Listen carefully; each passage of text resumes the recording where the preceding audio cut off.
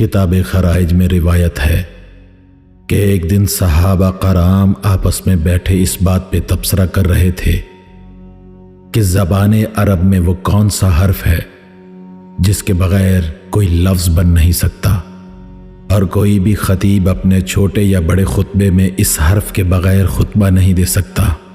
طویل تبصرہ کے بعد سب نے اس بات پر اتفاق کیا کہ الف وہ واحد حرف ہے جس کے بغیر عربی زبان میں کوئی جملہ نہیں بن سکتا۔ حضرت امیر المومنین علی ابن ابی طالب علیہ السلام وہیں موجود تھے، تو آپ منبر پر تشریف لائے اور فی البدیہہ ایسا جلیل خطبہ دیا جس میں کسی بھی لفظ میں الف کا استعمال نہیں ہوا۔ اس خطبے کو اردو زبان میں ترجمہ کرنے سے اس کی معنویت تو عوام تک پہنچ جاتی ہے، مگر اس کے بیان کی خوبی سے سامعین محروم رہ جاتے ہیں، کیونکہ وہ صرف عربی میں ہی محسوس کی جا سکتی ہے۔ کوشش کی گئی ہے کہ وہی اسلوب بیان اختیار کر کے خطبے کے مفاہیم کو اردو کے قالب میں یوں ڈھالا جائے کہ اردو کے بھی کسی لفظ میں حرف الف نہ آئے، تاکہ ہمارے سامعین اس پر اثر خطبے کی معنویت کے ساتھ بیان کی خوبی کا بھی لطف لے سکیں۔ امام علی علیہ السلام نے فرمایا، حمد ہے بحضور معبود برحق، وہ ہستی کہ جس کے کرم و جودت میں عظمت ہے، جس کی نعمتوں میں مختلف رنگ ہیں، جس کے غضب پر رحمت کو فوقیت ہے، وہ کہ جس کے کلمے کی تکمیل ہوئی، وہ کہ جس کی مشیت کی حکومت ہے، وہ ہستی کہ جس کی حجت بلیغ ہے۔ یہ حمد و تسبیح ویسے شخص کی طرف سے ہے جو ربوبیت میں سر تسلیم خم کیے ہوئے ہے، جو عبودیت میں منکسر ہے، جو ہر منکر سے منکر ہے، جو عقیدہ توحید میں متفرد ہے، کہ جس نے ہمیشہ سرزنش سے پہلے بخشش کی طلب کی، بروز محشر جب بیوی بچے سبھی رخ پھیر لیں گے، تب میری نظر بس کریم کے کرم پر ہوگی۔ میرے رب کریم مجھے تیرے حضور سے ہی مدد کی طلب بھی ہے، تجھ ہی سے رشد و رہبری کے لیے ملتمس ہوں، عقیدہ بھی تجھ پر ہے، محور توکل بھی تو ہے۔ میرے یہ سبھی دعوے بس یوں ہی نہیں، کیونکہ میں شہید بر منزل شہود ہوں، پس خلوص سے لبریز مومن کے مثل مجھے تیری تفرید پر یقین ہے۔ یہ دعوی توحید تشقیق سے بری مومن کے دعوے کی طرح ہے۔ تیری حکومت میں کوئی شریک ہے نہ صنعت میں، بلکہ وحدت کی بلندی تو وہ ہے کہ کسی مشیر و وزیر تک کی ضرورت نہیں، وہ صمدیت کہ جسے نہ ضرورت معین و نصیر ہے، نہ کوئی طلب مدد و نظیر ہے، جس نے علم ہوتے ہوئے بھی مخلوق کے عیوب پردوں میں مخفی رکھے، علم وہ کہ ہر خفی شے درجہ ظہور پر ہے، حکومت وہ کہ ہر ممکن وجود مغلوب ہے، مگر لغزش کے لیے بخشش ہمہ وقت موجود ہے، جس کے فیصلے عدل، تکرم، تفضل پر مبنی ہیں، وہ لم یزل ولن یزول ہے، یعنی وہی مقدم ہے، وہی مؤخر ہے، کوئی شے بھی جس کی مثل نہیں بن سکتی، وہ قدیم ہر موجود سے پہلے ہے، جس کی ربوبیت معزز ہے، جس کی تمکنت میں عزت ہے، جس کی بلندیوں میں تقدس ہے، جس کے علو ہستی میں تکبر ہے، وہ کہ جس پر کوئی نظر محیط نہیں ہو سکتی، وہ جو قوی ہے، محفوظ ہے، بصیر و سمیع ہے، رؤوف و رحیم ہے، وہ ہستی کہ جس کی توصیف و وصف مخلوق کو عجز پر مجبور کر دے، وہ ہستی کہ جس کی نعت گوئی ممکن ہی نہیں، وہ کہ جس کے بعد ممتنع تقرب نہیں، نہ ہی قربت میں بعد کی نفی، وہ رب رحیم و کریم جو مدعی کے لیے ہمیشہ مجیب و رزق کنندہ ہے، وہ کہ جس کے لطف خفی ہیں مگر گرفت قوی، رحم وسیع ہے مگر عقوبت کرب سے بھری، جس کی رحمت میرے لیے خلد بری و جنت ہے، جس کے غضب میرے لیے پر درد جہنم، میں شہید ہوں بعثت محمدیہ پر، وہ محمد جو مخلص ترین عبد ہیں، جو نبی بھی ہے، رسول بھی، مصطفیٰ بھی، مجتبیٰ بھی، جو خلیل بھی، حبیب بھی۔ محمد مصطفیٰ کی بعثت رب جلیل نے بہترین وقت و برمحل دور فطرت میں کی، یوں رسول رؤوف و رحیم بندوں پر سبب رحمت بنے، پھر یہی حضرت وسیلہ ختم نبوت بنے، نبی کریم کے ذریعے حق نے مخلوق پر حجت پوری کی، حضور رنج و تکلیف سہتے مگر وعظ و نصیحت کے ذریعے تبلیغ کرتے رہے، ہر مومن کے لیے رؤوف و رحیم بنے رہے، نہ صرف یہ بلکہ حضور رحیم تھے، سخی بھی تھے، رضی بھی، ولی بھی تھے، ذکی بھی۔ حضور کی مقدس ہستی پر رب غفور و رحیم کی طرف سے نزول رحمت و تسلیم بھی ہو، تعظیم و کرم و برکت بھی۔ بے شک وہی قریب بھی ہے، مجیب بھی ہے، حکیم بھی ہے۔ رب لم یزل کی طرف سے میری وصیت ہے، خود میرے نفس کے لیے پھر ہر موجود کے لیے بھی۔ سنو یہ ذکر سنت رسول ہے، وہ مسکن ڈھونڈو جس میں قلوب مطمئن ہوتے ہیں، وہ خشیت طلب کرو جس سے گریہ ممکن ہو، وہ تقوی رکھو جو سبب بخشش ہو، لیکن ذہن نشین رہے کہ یہ سب مصیبت کے دن سے پہلے کر لو، کیونکہ تب وہی لوگ محفوظ ہوں گے جن کی نیکیوں میں وزن ہے، نہ کہ وہ لوگ کہ جن کی پشتیں بدی سے لدی ہوئی ہیں۔ رب جلیل سے کچھ طلب کرو تو نفس کو ذلیل کر کے طلب کرو، لوگو شکر کرو تو خضوع سے کرو، توبہ کرو تو خشوع سے کرو، کم تر ہو کے طلب کرو، شرمندگی سے طلب کرو، فقیروں کی طرح طلب کرو۔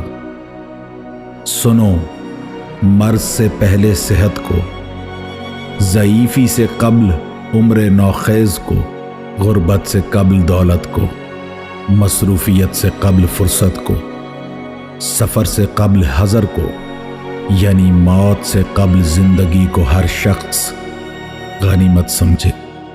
ذہن نشین رہے وہ وقت جب تم کمزور ہوگے، بوڑھے ہوگے، کسی مرض میں پڑے ہوگے، سن رسیدہ کر دیے گئے ہوگے، کہ جب طبیب مرض جھیلتے ہوئے ضعیف سے معذرت کر لیں گے، تیرے دوست بھی رخ پھیر لیں گے، عمر ڈھل چکی ہوگی، عقل کمزور پڑ رہی ہوگی، حتیٰ کہ تجھے خبر ہوگی کہ کچھ پل میں زندگی ختم ہونے کو ہے، مزمحل بدن پر نزا کی شدت ہے، قریبی بھی موجود ہیں تو غیر بھی پہنچ گئے، چشم میں منظر منجمد ہو گئے ہیں، نظر کی سنگت چھوٹ گئی ہے، جبیں پسینے سے تر ہے، حتیٰ کہ گردن ڈھلک چکی ہے، سسکی سکوت میں بدل گئی ہے، نفس خود پہ نوحہ گر ہے، بیوی رو رہی ہے تو لحد کھد رہی ہے،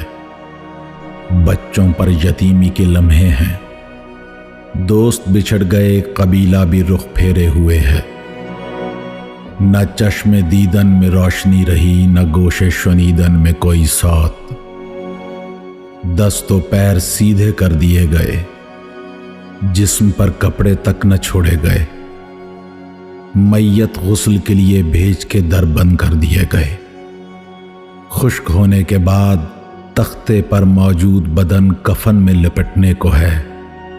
ٹھوڑی بن چکی ہے، کفنی پہن لی، پگڑی بھی بن گئی۔ صندوق میں لیٹ چکے، میت کندھوں پہ سفر کرتی ہوئی شہر قبور میں مدفن کے لیے رکھ دی گئی۔ پھر وہ تکبیر کہی گئی جس میں سجود نہیں ہوتے۔ تیرے رفیق رب جلیل سے تیرے لیے مغفرت طلب کریں گے، حتیٰ کہ تیری میت خوبصورت گھروں سجے کمروں سے نکل کر کھدی ہوئی تنگ قبر میں پہنچ گئی۔ پھر تہ بتہ سنگ بستہ سلیں چنی گئیں، جس کی چھت پتھروں سے بنی ہے، جس پہ گڑھے سے نکلی ہوئی مٹی پڑی ہے۔ قبر میں ریت بھر دی گئی ہے۔ دوست حلقہ لحد کو پختہ کرنے لگے۔ پھر ذہنوں سے یہ لمحے بھی محو ہو گئے۔ تجھے تیرے ورثا بھی وہیں چھوڑ دیں گے، جو کبھی تیرے ہمدم تھے، ہم مشرب تھے، ہم درد تھے۔ دوست بدل گئے، تیری میت قبر کی سپردگی میں ہے، جو وحشتوں کی مرہون منت رہے گی، جس میں حبس و حدت کی وہ شدت ہوگی کہ ملبوس قبر بدن میں گھلنے لگے، سر میں مغز پگھلنے لگے، گوشت سڑنے لگے، لہو خشک ہونے لگے، حتیٰ کہ ہڈی ریزہ ریزہ بکھرنے لگے۔ یوم محشر تک یہی مقدور ہے، مگر جب سور پھونکنے سے زندگی لوٹے گی تو مخلوق قبر سے نکل کر فرش محشر پہ پیش ہوگی۔ قبروں کے منہ کھل چکے ہوں گے، دلوں میں بھید پوشیدہ نہ رہیں گے۔ سبھی نبی، سبھی صدیق و شہید موجود ہوں گے۔ فیصلے رب قدیر و خبیر و بصیر کے دست قدرت میں ہوں گے۔ کتنے بین دم توڑنے لگیں گے، پرہول منظر دیکھ کتنی حسرتیں گھٹ کے مرنے لگیں گی۔ یہ پیشی رب جلیل و جمیل کے حضور ہوگی، جسے ہر چھوٹے بڑے کے کبیرہ و صغیرہ معلوم ہے۔ یہ وہ سخت گھڑی ہے کہ جس میں مخلوق پسینے میں ڈوب رہی ہوگی، تنفس میں گھٹن ہوگی، مگر نوحہ گر محروم رحم رہیں گے۔ چیخیں عبث ہوں گی، عذر قبول نہ ہوں گے، تیرے کرتوت منکشف ہوں گے۔ دفتر عمل کھلیں گے تو سبھی دیکھیں گے، چشم نظروں کے برعکس بولے گی، ظلم کے فعل پر دست عمل خود مہر ثبت کریں گے، جرم میں پیش قدمی پر خود پیر ثبوت دیں گے۔ فروج شہوتوں کی قصہ گوئی کریں گی، جلد لمس کی خبر دے گی، گردن میں طوق لٹک رہے ہوں گے، تم ہتھکڑیوں میں دست بند ہوگے۔ پھر تمہیں فرشتے سوئے جہنم گھسیٹیں گے۔ یہ کشمکش بہت کبیدہ اور رنجیدہ کرے گی، کیونکہ جہنم میں غضب و قہر ہے، مگر پینے کے لیے کھولتے ہوئے مشروب۔ چہرے جھلس رہے ہوں گے، چمڑے پگھل رہے ہوں گے۔ فرشتے گرم لوہے کے کوڑوں سے مزید زخم دیں گے۔ چمڑی جھلس گئی تو نئی جلد سے بدل دیں گے۔ وہ بین کریں گے مگر جہنم کے دروغے رخ پھیر لیں گے۔ وہ چیخیں گے لیکن یہ توجہ نہ دیں گے۔ نہ ختم ہوتی زندگی ہمیشہ شرمندگی میں گزرے گی۔ پس ہم رب کریم سے مدد طلب کرتے ہیں کہ وہ ہمیں برے رستے سے محفوظ رکھے۔ ہمیں مغفرت کے لیے ویسے فرد کی طرح جستجو کرنی ہے جسے بخشش میسر ہو چکی ہو۔ میری عرض کے لیے وہی ولی و مستجیب ہے، میرے مطلوب کے لیے وہی منجی و مجیب ہے۔ جو لوگ رب جلیل کی تعظیم سے محفوظ رہے وہ کریم کی عزت کے صدقے جنت میں ہوں گے، جس جگہ کی زندگی میں ہمیشگی ہے، جس جگہ مضبوط محل ہے، جس جگہ حور عین کی زوجیت نصیب ہوگی۔ جنت کے نوعمر لڑکے ہر وقت گھیرے رہیں گے، जिस जगह कभी मैं के दौर चलेंगे तो कभी मस्कने कदूसियत में सकूनत होगी, कभी नेमतों में करवटें लेंगे तो कभी तस्नीम से सैर होंगे। वो लोग चश्माए सबील के घूंट पिएंगे कि जिसमें जंजबील की महक है, हत्ता कि ये मैं मुश्को अंबर की मोहरों में सरबंद पेश होगी। ये सब वक्तियों चंद रोज़ा नहीं, बल्कि सब मुसर्रतें हमेशगी रखती हैं। सरसब्ज चमन के बीच तुम वो मैं पियोगे जिसमें न खुश्की है न बोझलपन। ये मर्तबे मोमिनीन के हैं कि जिनके दिलों में रब्बे जलील की खशियत है, जो मासियत से खुद को रोके हुए हैं। गज़ब सिर्फ मुनकरीन के लिए है जो सरकशी में जुटे हुए मशीयत से झगड़ रहे हैं। ये हतमी फैसले हैं, ये अदल पर मबनी हुक्म है। लोगों, ये हकीकत के किस्से हैं, ये मनसूस वाज़ व नसीहत है। यही हकीम व हमीद रब की तंजील है जो कुदसी रूह के वसीले हक़ की तरफ से क़ल्ब रसूल में महफूज हुई। वो रसूल जो महदी व रशीद हैं, रब्बे जलील के मुकर्रम व नेक बंदे हैं। हर नबी व मलक के बेहद दरूद रसूल बरहक पर। मुझे हर अदुए लाइन और रजीम के शर से हिफ्ज़ रब्बे अलीम की तलब है। मोमिनो, गिरिया हो तो रब्बे करीम के लिए गिरिया हो। कुछ अर्ज करो तो रब्बे रहीम के हजूर अर्ज करो। हर मरबूब हम सब के लिए बहजूर रब्बे गफूर मग़फ़रत तलब करे कि हमें बस वो बहुत है।